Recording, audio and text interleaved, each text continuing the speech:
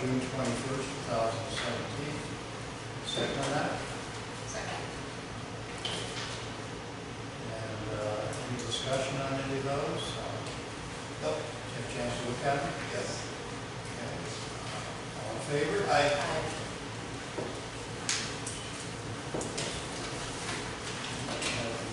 Minutes of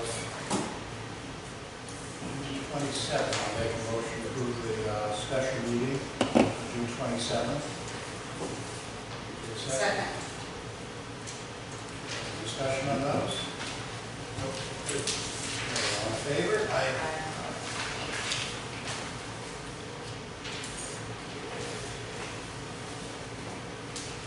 Correspondence. A couple items here, and there's some interest in it. We've got the Bright Ideas press release coming out. That's going to be tomorrow morning. It's going to be in the East Haddam News. And for that, the first 40 people are going to come up with a free home inspection. And that's paid for by Eversource. That's monies that they've approved for us over time. About $124 per service. As I said, the first 40 people are going to get that for free. And it's a pretty good deal. It is going to go up to $140, I believe.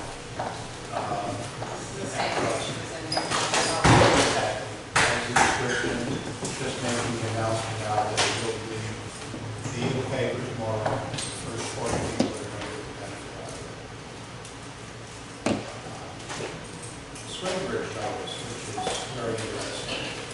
Of course, that's timely as always. Last spring they went looking for a delay in the swing bridge, and in order to enhance the summer so we wouldn't be impacting traffic, we worked with the theater, and it's taken all summer with one thing or another, and finally on August 17th it's actually going to come into effect, and it should be opening only on the hour. So that's going to be a pretty good thing for us at this point, but frankly a little bit late for what we need, what we're looking for. That's for, when you change that, right, that's for next semester, that doesn't have to be that. That appears to it's going to remain there, and in the winter they once an hour. It actually on demand in the winter, Right. and that's because there's so little traffic. The barges don't come up anymore, so there's very little demand for it. And this will be in effect during the construction, reconstruction. The reconstruction is going to be a whole different ballpark. So there's actually going to be a period, and that's not on the agenda here or anything, but there's a short period there where they don't open the bridge at all. Okay. And it's going to be a period of time, I think it was 6 weeks they mentioned, where it's going to be one-way traffic right there down to maybe 2 now. And we talked to them at some length about that, saying, you don't understand how far that traffic is going to back up. It's going to be all the way back to the mountain. But that's out, a couple of years from now, so it's down the road. We did ask them to look at it additional plan. Anyway, on those two, and once again, the bright ideas, yes, people just walked in. It's going to be released in the East Haddam News tomorrow. The first 40 people are going to get a free inspection of their homes from, paid for by Eversource. So that's a really good deal. Going on to my report, a number of things that I just wanted to mention that are terribly urgent. The Osprey on the bridge, for those who are watching them, the mothers up there watching kids, they've been actually flying up maybe a couple of feet above the nest. They're really getting ready to fledge. It's something in the last season, I got the best seat in the house. I'm looking out at the bridge, it's right there, it's gorgeous. And it's a lot of fun to watch what they're doing.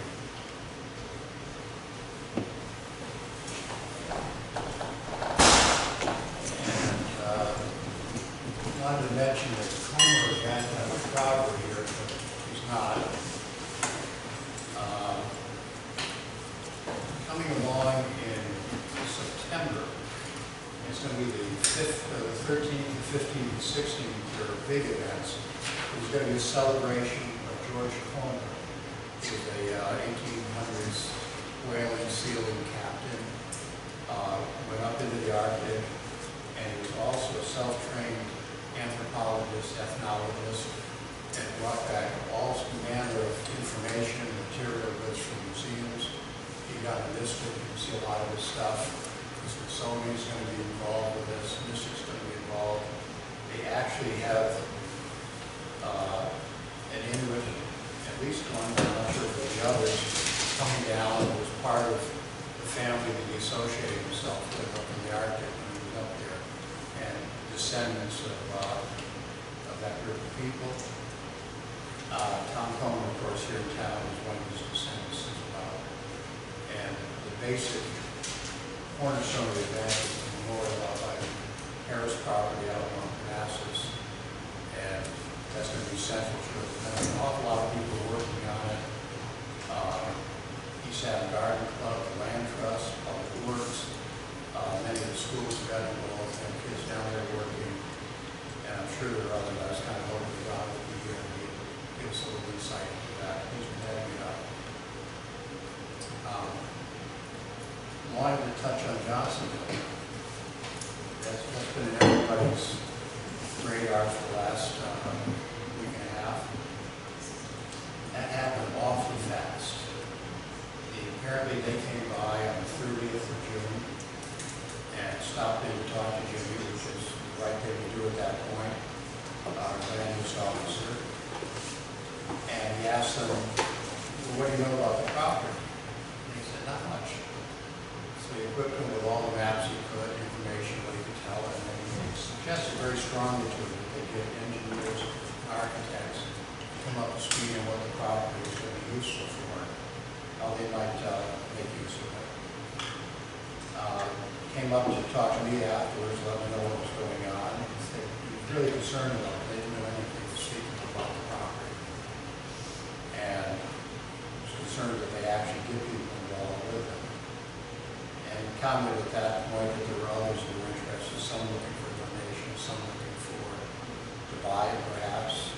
But there was a fair amount of interest at the new price of $1.8 million. 6 days later, at 2:30 in the afternoon, I get a phone call on Thursday, and it's a lady from New Jersey, Eleanor, and I can't pronounce her last name, it's Eula, something akin to that. And she invited me to attend the closing the next morning at Johnsonville. Wow. Came out of the blue. Party was flying is the Iglesia de Cristo. It's a religious organization, probably one of the largest in the world. They originated in the Philippines, just outside of Manila, Quezon, which is a small city there, and they've grown to be worldwide.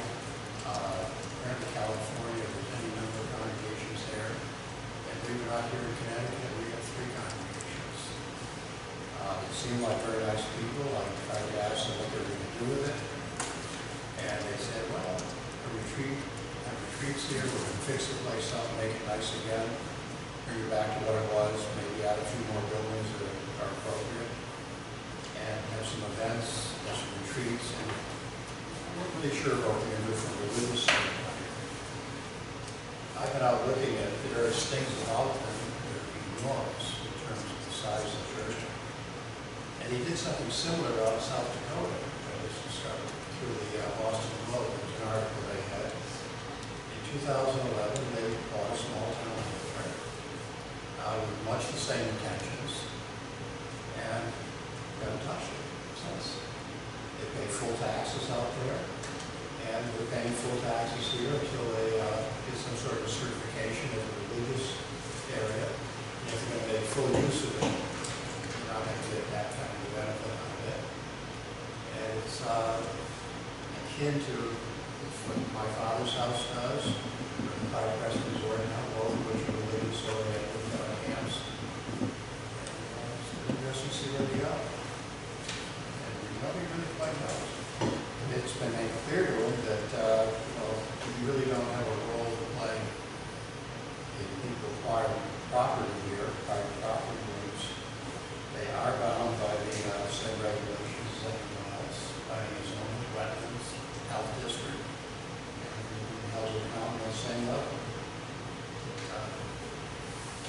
very interesting, the way it's developed.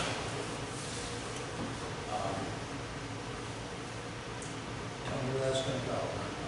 Any thoughts or comments on that?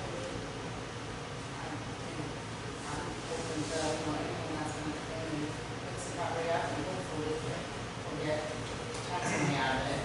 I'm sure they seem pretty generous from what I read about them. So even if you apply for non-tax status, then would be willing to pilot. We'll work something out with that. I've been any number of interviews about this over the last week and a half. And a lady from the New York Times came up and wanted to tour us up to where they got the issue on the property. Nobody wants to be on our property without that. It is private property. And we weren't in the buildings, but we were able to look within and look around. I'll tell you what, another 5 years in that place will be beyond historic. Even now, it's rough. It's very, very rough. So I'm optimistic. I'm going to be positive this will turn out well. Yeah, I'm curious, I did read about that road, that was an actual town that was abandoned. Yeah. That they referred to. I know the news seems to think that was the whole town. It's a ghost town. Yeah, but the one in North Dakota was an actual, It does have its own zip code, doesn't it? that's Buddhist. It's Buddhist. It is part of Buddhist, so it's not its own town at all. No, not at all. No, but the news seems to think so. It is a historic district, and that's an overlying Kimmy's here. You can comment on that a little bit. So they are, different.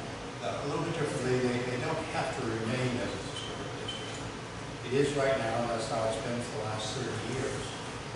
And that ties it back to some sort of the nature of the town has to reflect something from more than 75 years ago. That's what Ray Schmidt was putting together.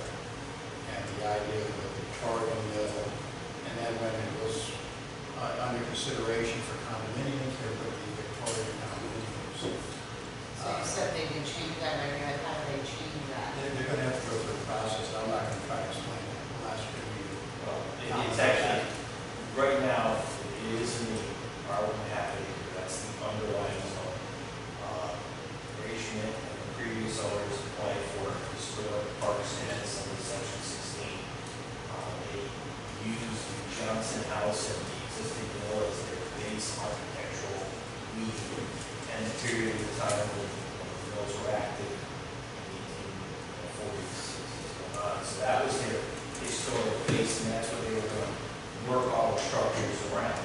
So when I did sit down and talk to them, I said, why is it an option? And I don't think they really realized that they had an option to have a mixed-use village where you could have residential, you could have church, you could have B&B, you could have a restaurant. So that kind of opened up some things for them as far as there was more to it than what they knew. So, but if they decide to turn around and say, no, we're not interested in B&B, we're not interested in a restaurant, we're just going to be a retreat, they would revert back to the underlying residential zone regulations.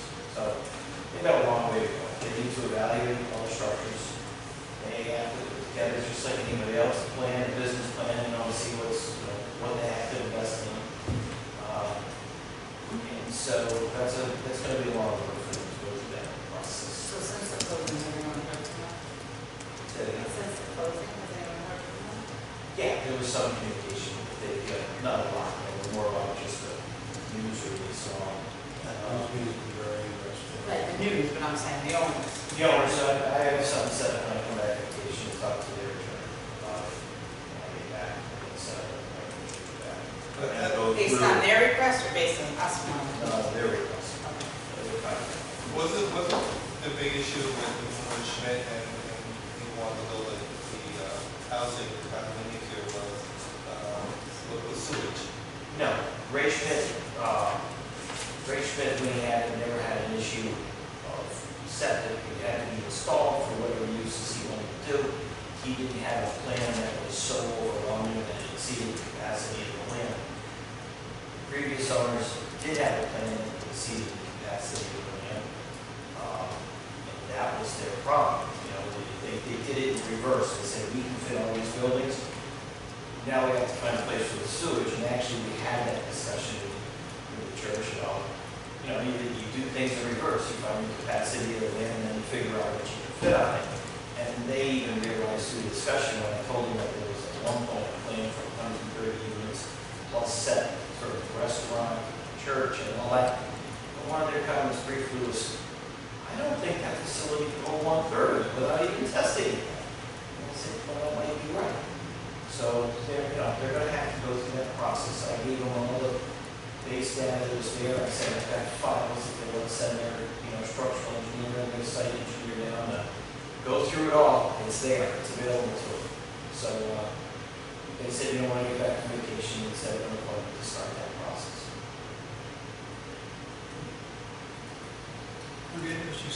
Yes, my fingers are crossed that the place gets restored first. That's what I want to say. It's just remained foul for far too long. Hold it back there. I can do everything in my power to keep it that way. All set on that? Yeah. Going on, we've had the town of Bethlehem raised a couple of times as something we ought to look at, think about it. I asked Brad to go on and do that. Brad, can you give us an idea what you came up with on it? Sure. Well, the first time that I asked me to check into Bethlehem. Can I make a comment before you start? Because I know there was a controversy about Bethlehem versus Bethel. But then we asked him again at that public hearing, and he did say, he said Bethlehem. Definitely. So, I just wanted to get clear. Well, the first time I was asked to check into it because I guess you were told that they went out to the senior center. And they got a lot of money. Kind of the issue for us. Okay. So I called, couldn't find the telephone number for the senior center, so I called the selectman's office. And the woman from the selectman's office informed me that they don't have a senior center. And she told me that they did have a building called Memorial Hall that they rented out for different groups. But she said we don't have a lot of money. And so I left it at that, and I got back in and told them that I found out. And recently asked me to find out some more details. So we called back again. Can you speak up for me? Sure. Thanks. They do have a building called Memorial Hall. The original Memorial Hall burned down in the 70s. The community got together and they rebuilt it with no tax dollars. It was all money that the community raised. Mostly the building gets used for American Legion meetings, Boy Scouts, those kinds of things. They do rent it out if somebody wanted to have a wedding or a big bridal shower or something like that. Because it's a big hall. It's bigger than anything we have. It seats 250 people. Okay. They rent it out about 15 times a year. And they bring in less than $3,000 a year. The town pays someone that takes care of the scheduling, checks the building out after it gets used, whether it be to the nonprofit groups, the Legion, and the Boy Scouts, most groups, they don't pay anything. Okay? But even after they use it, this person makes sure that the place is in good shape, got their toilet paper, and they schedule it and she takes care of the arrangements for people to get in and out and so forth. Okay, well, that person makes $6,000 a year. They bring in $3,000.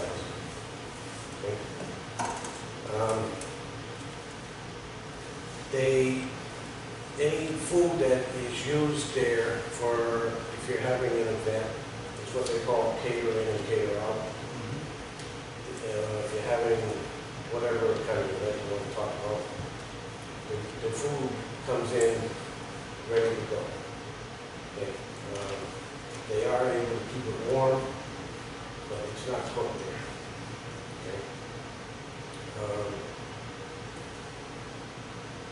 They do not allow any gambling or any of those kinds of activities there.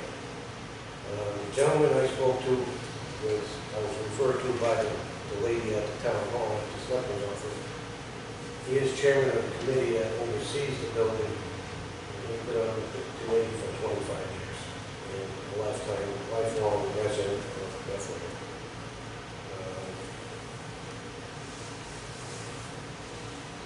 That, he said, was the only building that they rent out. He said there is a pavilion at one of the beaches on the lake that people will reserve for birthday parties or whatever during the summertime. But this is the only building that they rent out. And pretty much what I know. Thank you. Any questions? Any questions? Thanks. But you kind of just, you did call Bethel also, right, just in case it's. I did call Bethel, and I gave them some information, and Bethel, Doesn't have a senior center. Bethel Senior Center is part of their municipal building, okay?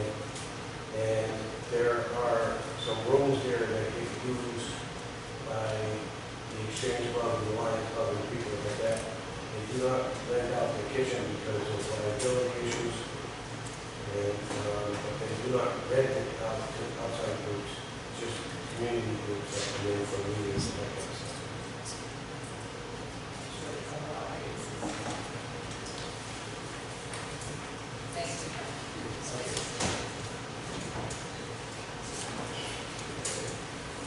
I was kind of hoping to do something there, but we will need to, but keep looking to find out what other people do. And there's a lot of good ideas out there. We need to be very receptive to that. That appears it for me for the moment. Citizens occur. Yeah. Cross that one out a little too quickly.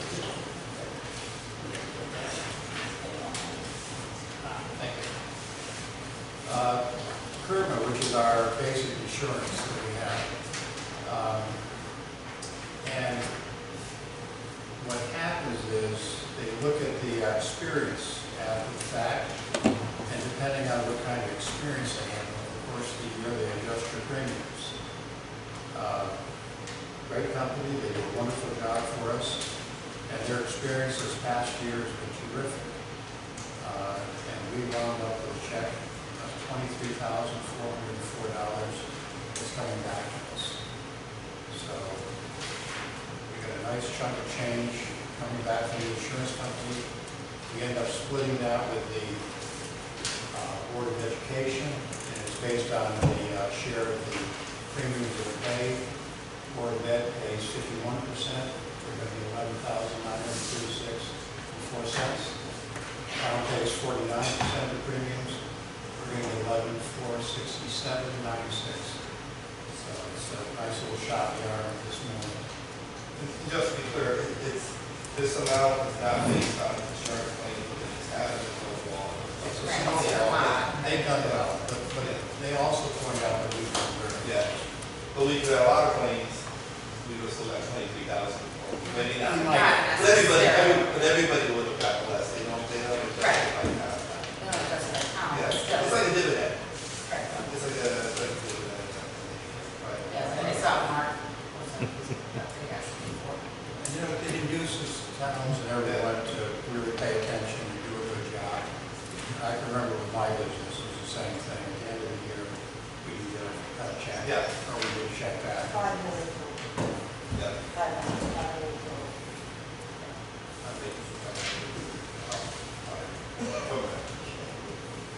That said, citizens concerned. Do we have any comments from the audience here? Yes. Charlene Ryan, Main Street. Just in regards to Johnsonville, and I wanted to ask a question about the septic system because I believe that was something that turned away other buyers, was the issue with the current septic system. So one of the questions that I have is is that a private system, or is it a system like Banner that falls under the auspices of the WPCA in the state of Connecticut? There is no system right now, to my knowledge. There is, Mine is very limited system. there are two small systems. One services the office building, that's private, that doesn't fall under the WPCA. The other one was for the restaurant, that also, because it's on a separate property, is less than 5,000 gallons per day. So at this point, those are all regulated by the Department of Health, not the DEP. If a plan comes to us that is 5,000 gallons a day or more, then it becomes a DEP system, and that may change legislatively. We may see that change in the next 6 months to 7,500 gallons per day. But either way, at some point, it could go to the DEP, and if it is, then just like Banner, the WPCA would be a partner in that process. But as far as deterring people to purchase the property, I've probably in the last 12 years had at least 50 people investigating it or business investigating. We never really got to the septic capacity of the site. It usually comes down to what all properties do is what is the initial purchase price and what can they do with it. So it never got to the actual uses of the property, could it fit or not. So really the deterrent always was just like when you go to buy a car, what's the asking price? Then you decide if you want to take a test drive. That answer your question? It does, thank you. For anyone who would like, while I attended the closing, they gave me this bulletin about the church, the members, what they are. You're welcome to look at it. It's the only copy I have, so please read it here.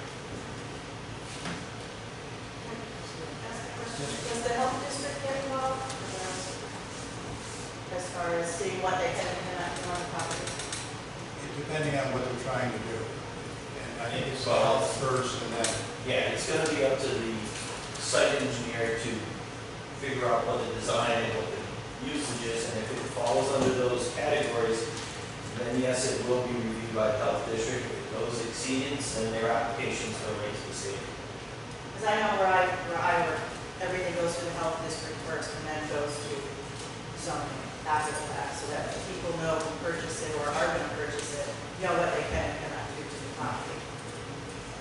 these people did not do any checking ahead of the game. So, yeah, they And do their due they're going to come in diligence. with a plan and then we're going to look at it and say, here's how we're going to handle it. But there's nothing there that they're buying that's actually done already, and there's no plans in place yet. It's just pure speculation. They may just leave it the way it is. They just have a piece there once in a while. Any other questions? Okay. Move on to unfinished business.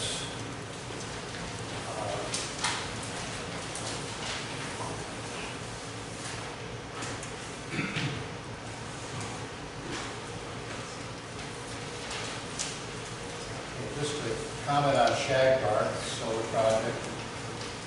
They are moving along well. I stop in from time to time, and I go out back and talk to electricians because they have a much better idea of what's going on and as they're actually doing work. And they're in the process of wrapping it up. They're looking forward to starting the testing with Eversource. The problem they have right now is they have to complete the fencing around it before they can actually fire the whole system up. And that's anticipated to be done in the very near term. We've seen no additional charges of any sort to the town, so nothing has changed in that case. They are scheduling, I believe, for the 9th of September, some sort of an event celebrating bringing it online. And the idea that we're going to have power going to our schools, green power from solar, is pretty neat. I think everyone's looking forward to that taking place. And it's in the works. It's going to happen. Questions on that? Any thoughts? It's going to go well. Solid waste facility ordinance amendment. That's Randy's not here, but part of what he's talking about. I've been looking into it a lot. Stack of paper about this high. Next month, I'm going to do a pretty substantial presentation. There's a lot of things going on at our transfer station that we need to look at, think about. And it goes way beyond whether someone's sneaking in and making use of when they should. There's a whole lot more we have to worry about and what we need to do. And as I said, I'm putting quite a package together, so we're going to spend some time on it next month. That's kind of, as I explore it more and more, I'm more and more troubled by what I'm finding. We have the senior center usage discussion. They're going to meet on the 27th, which is coming up next week, and we should have a report back from them next week. Comments or thoughts? Wait for that. Let's see what happens on that. Moving into new business.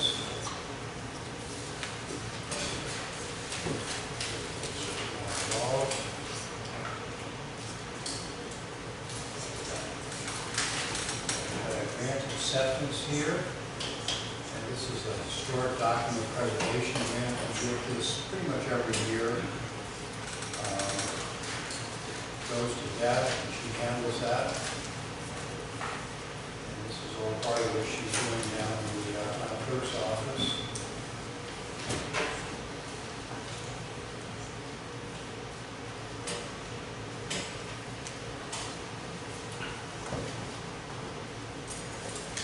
Myself on this. There we go. And that is, sorry, The grant form. that's difficult. No, what I'm asking for is there was a form developed in the Board of Finance that ordinance that kind of summarized them and gave us, what practice development was? Do we have it?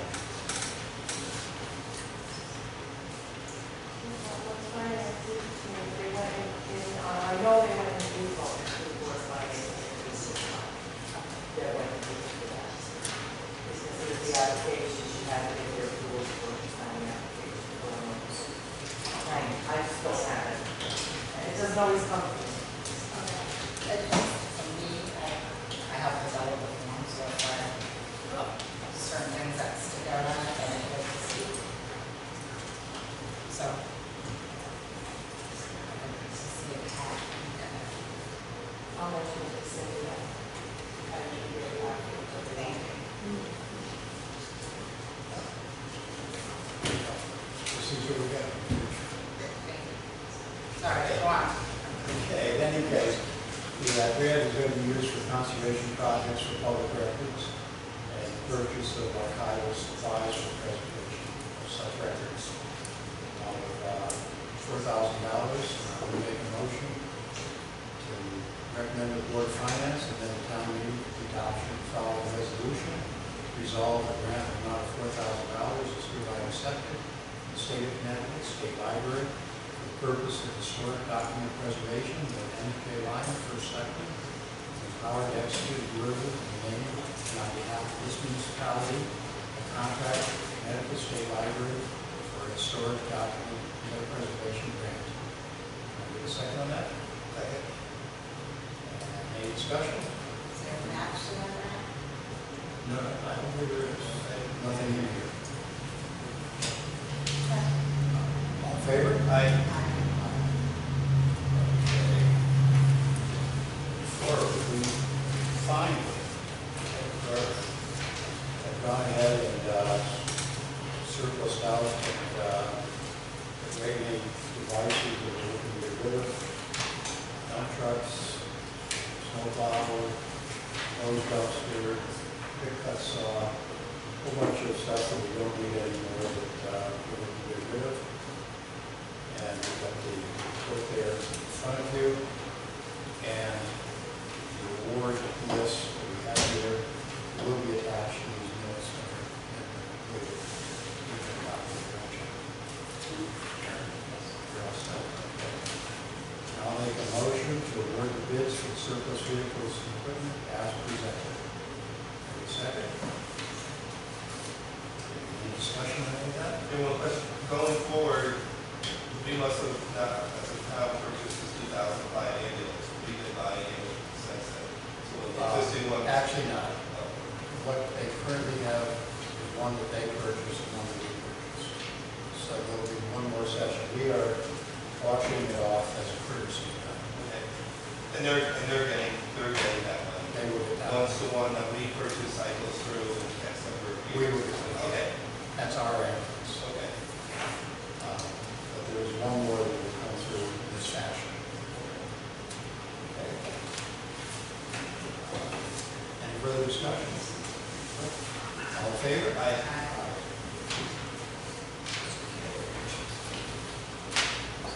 State police contract. This is our basic contract. And there are a few notes in there, as you find read, as may be amended, the lack of a budget on the part of the state. These are three things up in limbo. And you'll see some of them highlighted and noted here. This is our basic contract with the state police, 2-year contract. We don't have to go to town meeting for this because there is a clause for 30-day termination. But essentially, we don't have to go to town meeting. Beyond that, it's pretty much the same contract we signed over and over again. And you can see where they've been flagged, a few things have been changed, added a word here, a word there. So that'll be your name. They still have our water. Yeah, that will be my name on that when it's finally served. I'm going to make a motion that MJ Lyon, first selectman, be herewith authorized to execute a contract on behalf of the town of East Haddam, the state of Connecticut, Department of Emergency Services and Public Protection, Division of State Police, for the services of one resident state trooper for a 3-year period from July 1st, 2017 to July 30th, 2019. With a second on that? Second. Any discussion on it? So currently we don't know if we're going to be paying 100% of the salary back. That is part of the governor's proposal. Right. Where that's going to wind up, nobody knows at this point. Currently, since we don't pay all the salaries, they can pull out account anytime, correct? We talked about this during the budget session. And I don't believe that's going to change. If we have to pay 100% of the salary, then that should change. We ought to get 100% of the service, and it's not that true. So we can't change that. This is the deal. If you want to stay trooper, the resident trooper program, this is the program. When do we actually get billed? Are they gonna bill us 100, 85, because the budget's not in place, so we won't get billed? We actually get voted, or we get billed in May, I believe. June at every, so In you. arrears. So by the time we bill, hopefully the state will have a budget and it'll be finalized. We'll know what we're dealing with. Yeah. The problem being that this resident state trooper may or may not be the one that completed the year. Right. And the fees for him may be higher than what we get, maybe lower than that. Better, right? Depending on rank and skills and what we're dealing with. So you really don't know what it's exactly going to cost you until it's over. So they have bills in arrears. It's how the deal is written. We get an estimate of what time, So that's, for the revenue. and we, once again, just like the insurance, experience dictates what's going to cost. Any further questions? No. Okay, all in favor? Aye. Aye.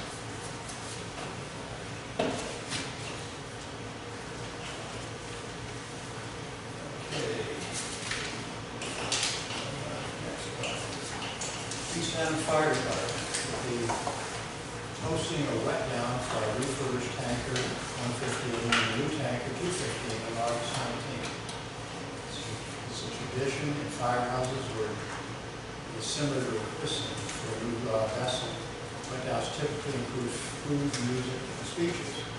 Part of most of the letdown typically invites fire department personnel, mutual aid departments, and town dignitaries. It's not a wide open place by invitation. Event. The department wishes to include beer and wine at the letdown. Would like a blessing of the board of selectmen. I'm going to make a motion to approve beer and wine service at the fire department for the letdown on August 19, 2017. Need a second? Any discussion on that? Do they have insurance? We insure for liquor? It's under That's fire how you department's work for office. us. So now not liable if any fireman or dignitary drinks too much, goes out and It's a call. there's other groups, the Indians supply their own insurance. Other groups, For, yeah, County needs. Town facilities. so Yeah, that's good. This is one like of the Alliance or yeah. someone, or. But it's just, I just want, so there would be liability for the town by approving this. To some extent, yes. It's still with alcohol. Okay. Do you know what firehouse this is going to be at? I would assume number one. What's that? In favor? Aye. There's commission changes.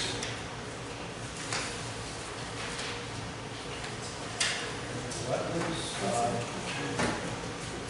dear board members, recommendation in the Wetlands Water Course Commission with Selectman viewpoint, signed off to the commission for a 2-year term to expire June 30th, 2019.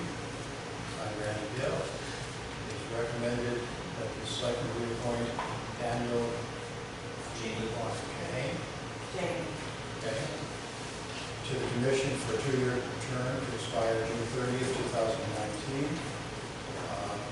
Please advise us when this appointment becomes official. And his recommendation of the Inland White Wetlands and Water Course Commission that the second reappoint Mary Augustine to the commission for a 2-year term to expire on June 30th, 2019. And please advise us. I will second, I will make a motion to reappoint Brian Goff, Daniel J. Hane, Mary Augustine, as regular members for the 2-year term to expire July 1st, 2019, on the Inland Wetlands and Water Course Commission. Discussion on that? All in favor? Aye.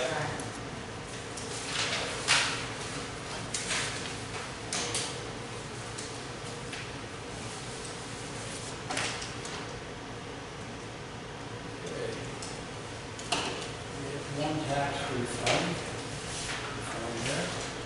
I'm going to make a motion to award tax refund in the amount as presented, $233.36 to Hyundai Lease Title Trust.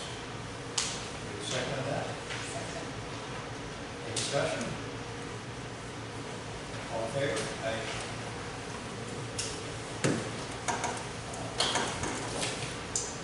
Once again, do you have any comments from the public? Eric? I have a question. At the last ag meeting, there was horrible behavior displayed, in my opinion, by the chair and several of the members. And there was a recommendation made that one of the volunteers be removed. And it was supposedly coming to the board of selectmen. And it hasn't, it's not on the agenda tonight. But I'm wondering, what is the criteria for having somebody removed if there's no procedure? There's no, it's just a recommendation of the board. Depends from one board or commission to the next on how the charge is written. But in this particular case, we have received no correspondence, no recommendation, no minutes of anything, so it's not on our agenda. Simple as that. If that changes. So even though they made the motion and all that stuff at the last meeting, they have to still forward something to you? I'm sorry? Even though they made the motion at the last meeting, they still have to forward something in writing to you, or? I mean, this is a legal matter, and we need correspondence and a recommendation, and whatever justification there might be for what's going to happen. And lacking that, we don't put it on the agenda. Simple as that. It's a legal process. Let's try it. With respect to Mrs. Link's inquiry about the resident trooper, if there's an incident or a scene where additional troopers are needed, they will pull a resident trooper from their town without question. Normally, it's the last result. They take the patrol troopers from surrounding towns and pull them to an incident, and if that's not enough, then they will pull resident troopers. They don't discourage, they discourage it to a certain degree, but if troopers are needed for something, they will pull a resident trooper from a town.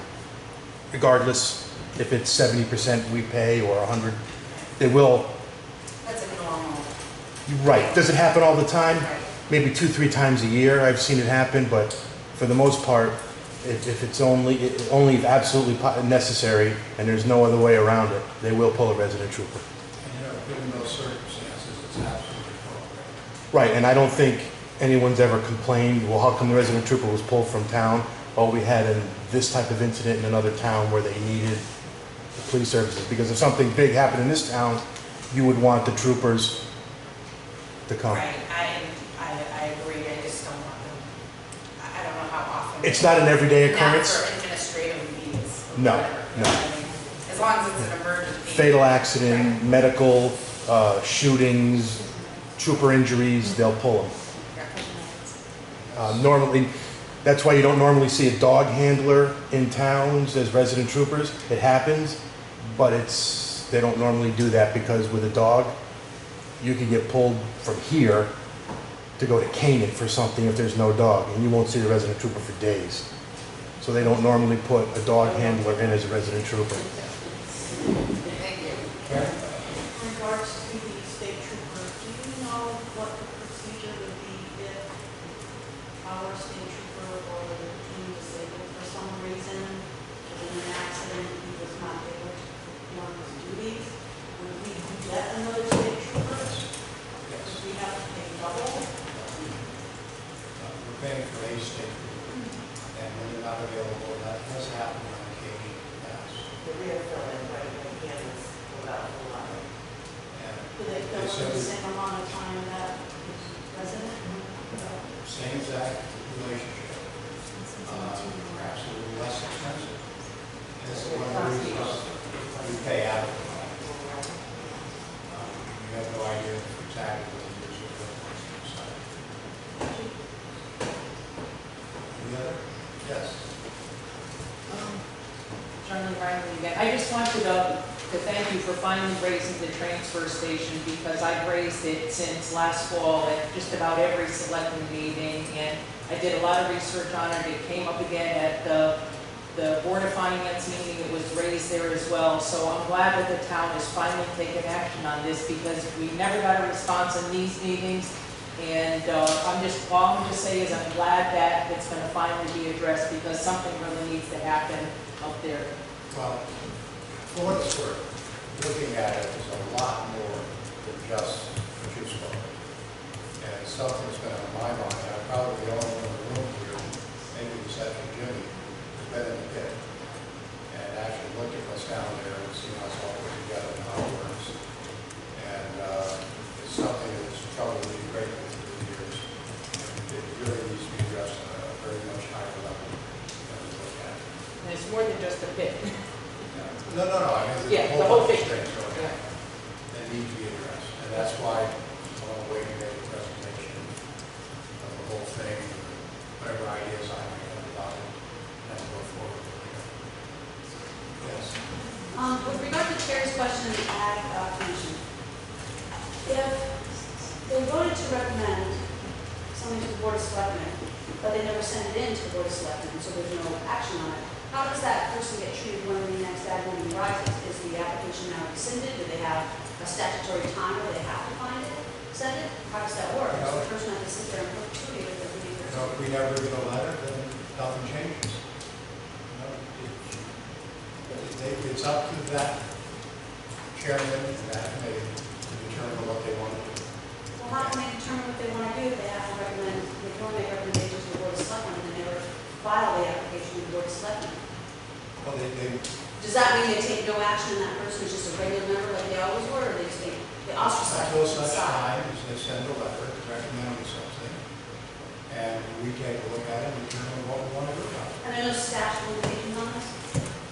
I don't know that there's any statute of limitation of anything like that. I think it's a practical limitation. Well, do you understand what I'm saying? With that person would then be kind of sitting at the table, being treated probably differently, consciously or unconsciously, by the group. I really don't want to comment on other boards and commissions. Well, you were there, so you saw it happen. Certainly I saw it, and I have my opinion of what I saw, but I'm not going to get into that tonight.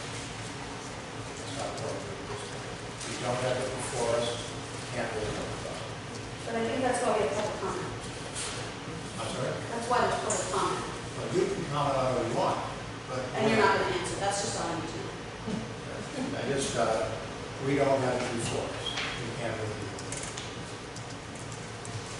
Any other? Okay, wrapping it up at this point.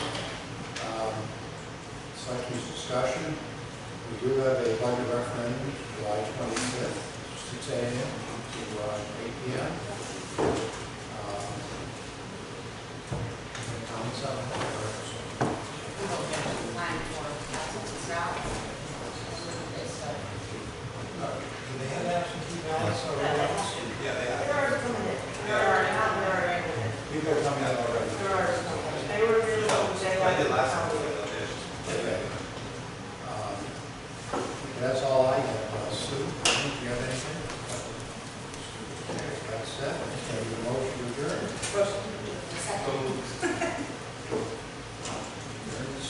All in favor?